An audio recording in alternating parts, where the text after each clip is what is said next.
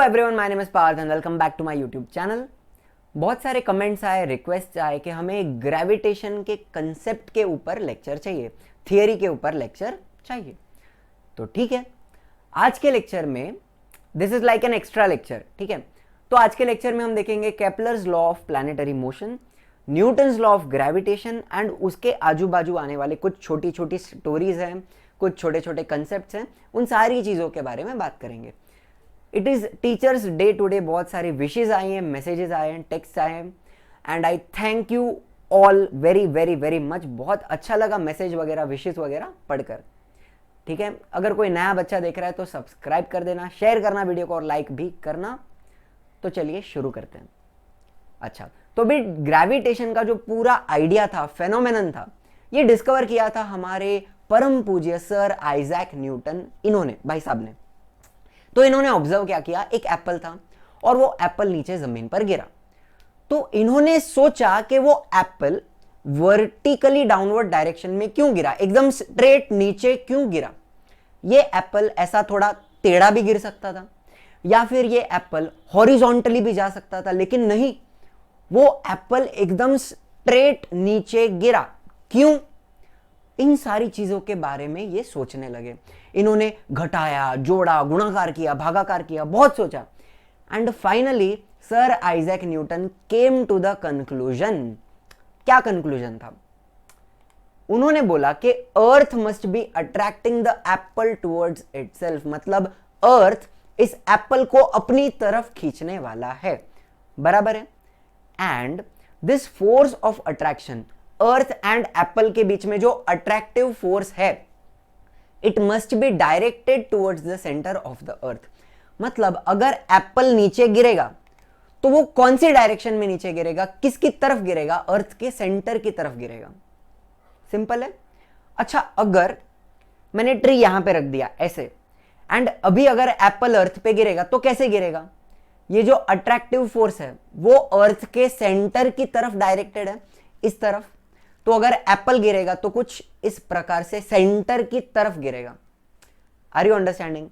अगर आप ट्री को नीचे लगा दो तो एप्पल किधर गिरेगा? फिर भी वो सेंटर की तरफ गिरने वाला है। समझ में आ रही है बात? तो न्यूटन ने क्या बोला? सबसे पहली बात, अर्थ एप्पल को खींच रहा है एंड वो जो अट्रैक्टिव फोर्स है between the earth and the Apple, it is directed towards the centre of the अर्थ। ये दो बातें याद रखना। ठीक है बच्चों, यहां तक बात समझ में आई है? चलिए आगे जाते हैं। अभी एक, ये आपने दो वर्ड्स बहुत बार सुने हैं, ग्रेविटी, ग्रेविटेशन, ग्रेविटेशन, ग्रेविटी, बहुत बार सुना है। दोनों ऑलमोस्ट सेम हैं, बट उनके बीच में भी थोड़ा सा डिफरेंस है। देखो, एक सिंपल बात बताता हूं। यहां लिया है मैंने अर्थ एंड मार्स। इन दोनों के बीच में कुछ फोर्स ऑफ अट्रैक्शन होगा। एक बात बताऊं, दुनिया में जितनी सारी चीजें हैं, किसी भी दो चीजों के बीच में कुछ फोर्स ऑफ अट्रैक्शन होता है। अब एग्जांपल ले लो, मैं हूं और ये छोटा सा प्रेजेंटर है, हमारे बीच में भी कुछ फोर्स ऑफ अट्रैक्शन होगा। ठीक है, मैं और मेरी वाइफ, जो अभी नहीं है, आगे जाके आएगी कि नहीं पता नहीं, जब भी आएगी, तो मैं और मेरी वाइफ, हमारे बीच में भी कुछ फोर्स ऑफ अट्रैक्शन होगा, फोर्स होगा। तो वो जो फोर्स ऑफ अट्रैक्शन है बिटवीन एनी टू बॉडीज और एनी टू ऑब्जेक्ट, उसको बोलेंगे ग्रेविटेशन। क्या बोलेंगे? ग्रेविटेशन। तो पढ़ो ना, gravitation is the force occurring between two bodies, earth and Mars. मैं और ये प्रेजेंटर, मैं और मेरी वाइफ, हमारे बीच में जो फोर्स है वो क्या है? ग्रेविटेशन है। समझ लो। ठीक है, चलो, मेरे पास दो बॉल है, एक बास्केटबॉल है और एक फुटबॉल है। इनके बीच में भी जो फोर्स होगा अट्रैक्शन का, वो क्या है? वो ग्रेविटेशन है। दुनिया में बहुत सारी चीजें हैं, किसी भी दो चीजों के बीच में अट्रैक्शन होता है, उसको क्या बोलते हैं? ग्रेविटेशन। तो ग्रेविटी क्या है? सुनो, समझ लो, ले लिया अर्थ एंड अर्थ पे खड़ा है एक इंसान। तो अर्थ उस इंसान को अपनी तरफ खींच रहा है। तो ये जो अट्रैक्शन है between the earth and an object और a body is called as gravity. तो पढ़ लो, gravity is the force occurring between earth and a body. ठीक है, एक सिंपल सी बात, ये डब्बा ले लिया, अब अर्थ इस डब्बे को अपनी तरफ खींच रहा है, तो ये क्या था? ये ग्रेविटी है। सिंपल। मेरे और इसके बीच में अट्रैक्शन है, वो क्या है? वो ग्रेविटेशन है। मेरे और अर्थ के बीच में जो अट्रैक्शन है वो क्या है? ग्रेविटी है। डिफरेंस समझ में आ रहा है? काफी सिंपल सी बात है, ठीक है। थोड़ा आगे चलते हैं। अब बच्चों, प्लैनेटरी मोशन, प्लैनेट्स का मोशन, सन का, कॉन्स्टिलेशंस का, स्टार्स का, प्लैनेट्स का पोजीशन, इन सारी चीजों के बारे में जो ऑब्जर्वेशन हो रहे थे, they were done by astronomers since ancient times. सदियों से, हजारों साल पहले से लोग प्लैनेट के मोशन को, प्लैनेट की पोजीशन को ऑब्जर्व कर रहे हैं। लेकिन वो टाइम पे टेलीस्कोप वगैरह कुछ नहीं था, तो ये जो सारे ऑब्जर्वेशन होते थे वो आंखों से होते थे या फिर कुछ इंस्ट्रूमेंट्स वगैरह यूज होते थे, ठीक है। तो बाद में आए हमारे हीरो गैलीलियो। गैलीलियो ने इन्वेंट किया पहला टेलीस्कोप, एंड टेलीस्कोप आने के बाद सारा जो ऑब्जर्वेशन है वो बहुत अच्छी तरह से होने लगा। एंड पढ़ लो ना, before Galileo all the observations of the planets positions were made with naked eyes. आंखों से पहले ऑब्जर्व किया जाता था, लेकिन टेलीस्कोप आने के बाद बहुत सारा डेटा, बहुत सारी इंफॉर्मेशन कलेक्ट होने लगी, जमा होने लगी, ठीक है। एंड फिर आए हमारे हीरो योहानस केपलर। नाम देखो भाई, जोहानस नहीं बोलना है, इट इज योहानस केपलर। इन्होंने वो सारा डेटा ऑब्जर्व किया, एनालाइज किया, सोचा, जोड़ा, घटाया, भागाकार किया, गुणाकार किया, सब किया। And finally Johannes Kepler he stated the 3 laws describing planetary motion. कितने लॉज हैं केपलर के? 3 लॉ हैं। तो चलिए उनके बारे में बात करते हैं। Okay, so before we talk about Kepler's law of planetary motion, आपको मुझे कुछ 1, 2, 3 बातें बतानी है। सुनो, हमने लिया है एक कोन, और इस कोन को मैंने एक इंक्लाइंड प्लेन से, एक रेक्टेंगल से कट किया। तो इसके अंदर जो सेक्शन बनेगा, जो आर्क बनेगा, वो कुछ ऐसा दिखेगा। ये जो शेप है ना, इसको हम बोलते हैं एलिप्स। क्या बोलते हैं? एलिप्स। तो सुनो, an ellipse is the curve obtained when a cone is cut by an inclined plane। inclined plane से काटा तो मुझे अंदर जो सेक्शन मिला, जो कर्व मिला, उसको मैं बोलूंगा एलिप्स, ठीक है। अभी बच्चों, अगर एक सर्कल लेते हो तो वो सर्कल का एक सेंटर होता है, एंड वो सेंटर एक इंपॉर्टेंट पॉइंट है, बराबर। एलिप्स में ऐसे 2 इंपॉर्टेंट पॉइंट होते हैं। देखो, this ellipse has 2 focal points. वो जो इंपॉर्टेंट पॉइंट है उन्हें हम बोलते हैं फोकल पॉइंट, या फिर उनको बोल सकते हो फोकस। तो देखो, 2 पॉइंट आपको दिख रहे हैं।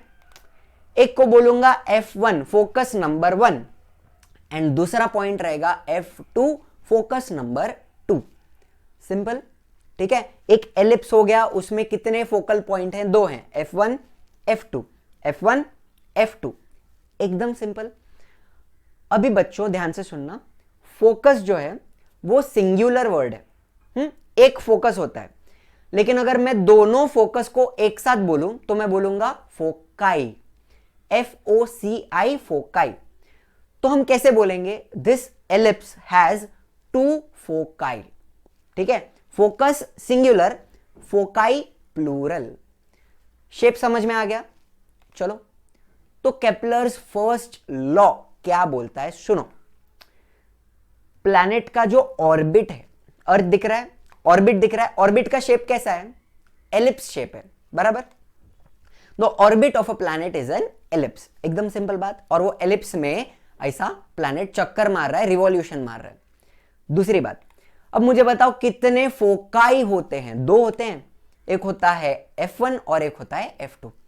बिल्कुल बराबर है। तो ये लोग क्या बोलते हैं? The sun is located at one of the foci. F1, F2 2 है ना, दोनों पे सन नहीं रहेगा, sun will be at one of the foci.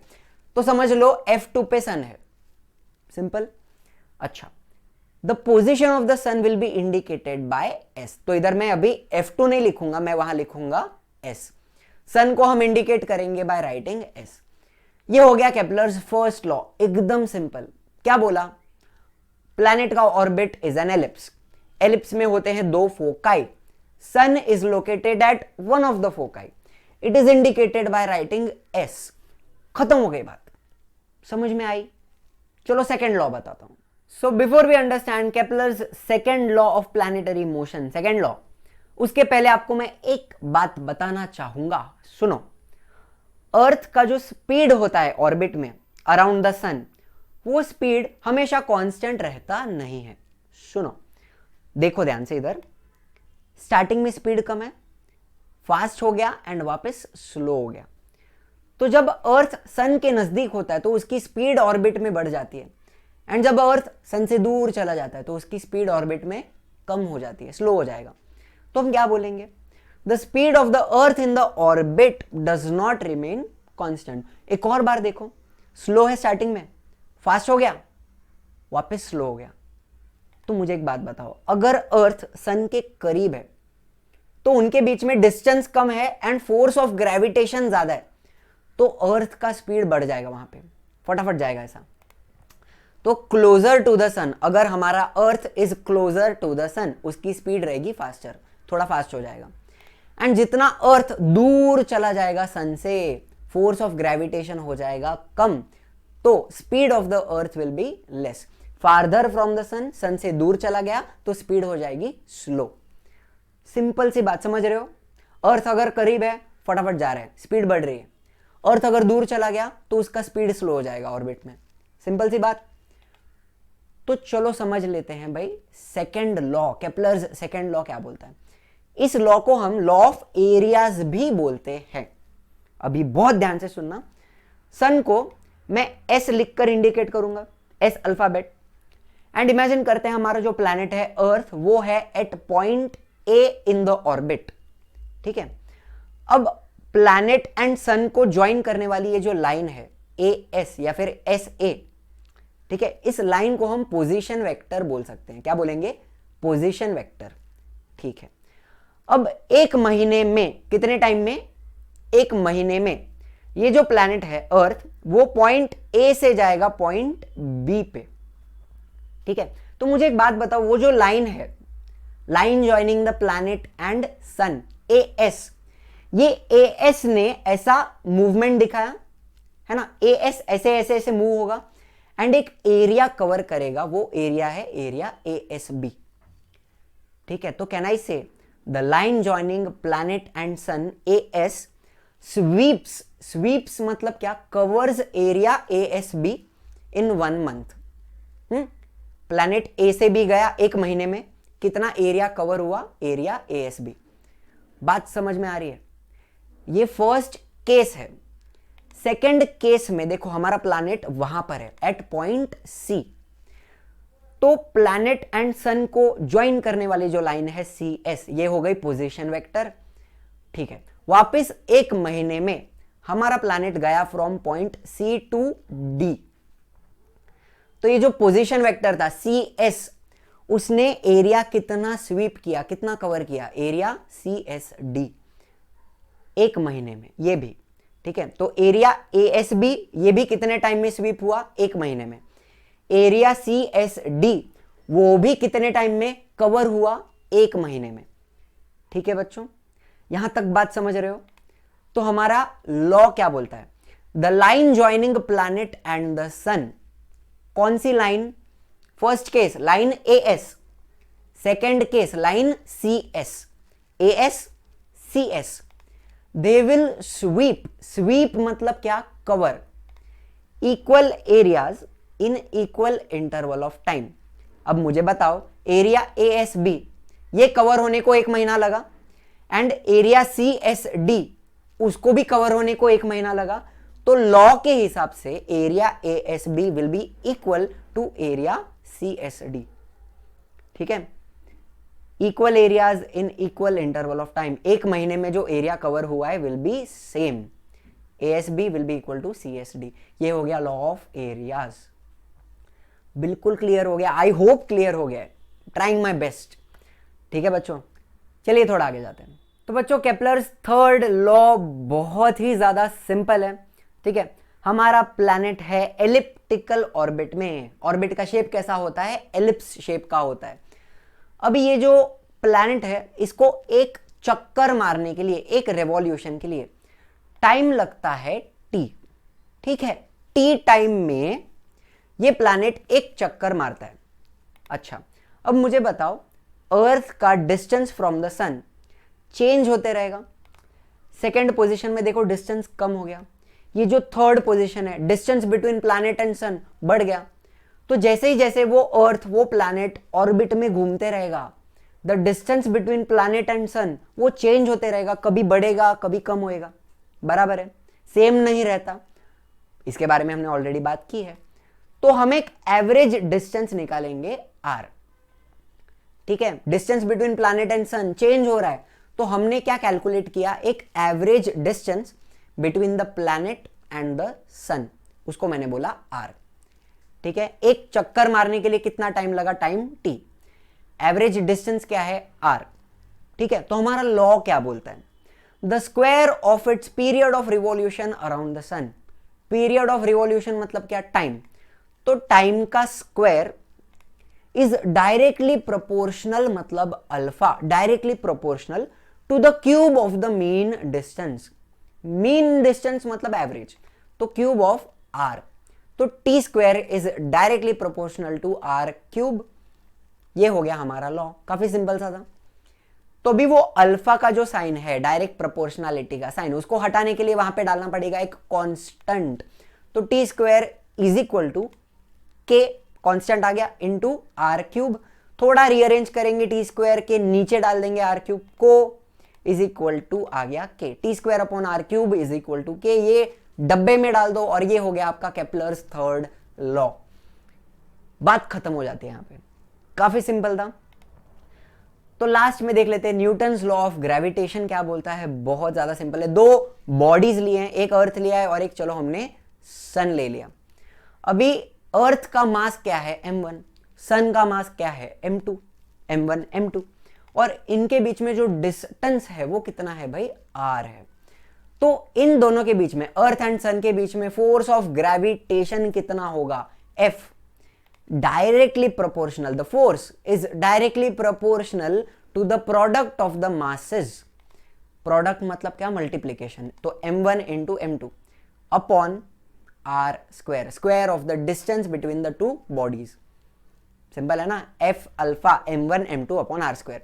तो भी अल्फा हटाने के लिए वहां पे डाल देंगे constant G, G is the constant of gravitation, उसकी वैल्यू होती है 6.67 into 10 to the power -11 newton metre square पर kg square. F is equal to G M M upon R square. ये हो गया आपका न्यूटन्स लॉ ऑफ ग्रेविटेशन। तो हमने सारे कंसेप्ट के बारे में बात की, आई होप समझ में आए हैं। देखो बच्चों, एक और कंसेप्ट के बेस्ड, थियरी के ऊपर बेस्ड वीडियो आएगा, variation in the value of g, small g. क्या होता है small g, acceleration due to gravity, उसके ऊपर भी वीडियो बनाने वाला हूं बच्चों। एंड आई होप समझ में आया, आई होप आपको मजा आया। मजा आ ही गया है तो लाइक कर देना, शेयर कर देना, सब्सक्राइब कर देना चैनल को। And as usual, thank you very much.